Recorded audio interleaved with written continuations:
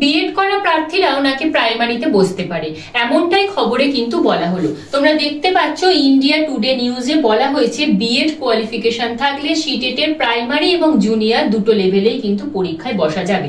এবং এই যে খবরটা সেটা কিন্তু খুব রিসেন্ট বেরিয়েছে, ডিসেম্বরের 1 তারিখে। এবং আরো একটু যদি আমরা দেখি, সেখানে আমরা দেখতেই পাচ্ছি যে বোথ প্রাইমারি ক্লাস 1 to 5 এবং জুনিয়র ক্লাস 6 to 8 দুটো লেভেলের জন্যই কিন্তু বিএড করা প্রার্থীরা এলিজিবল। যদিও এই বিষয়টা নিয়ে সিটেট এখনো কোনো রকম নোটিফিকেশন জারি করেনি, এবং আমরা যখন ফর্ম ফিল আপ করতে গিয়েছিলাম তখন দেখেছিলাম যে বিএড দের জন্য কোনো অপশনও ছিল না। আশা করছি যে যদি কোনো নোটিফিকেশন জারি করে অবশ্যই তোমাদের জানাবো। এরপর বলে রাখি, যদি এটা হয় তাহলে কি আমাদের ওয়েস্ট বেঙ্গলে যে প্রাইমারি রিক্রুটমেন্ট চলছে সেখানে কি বিএডরা সুযোগ পাবে? কারণ 2022-এ কিন্তু অনেক বিএড পাশ করা প্রার্থীরা টেট পাশ করেছিল। অবশ্যই এই বিষয়ে তোমাদের মতামতটা জানাবে। Thank you.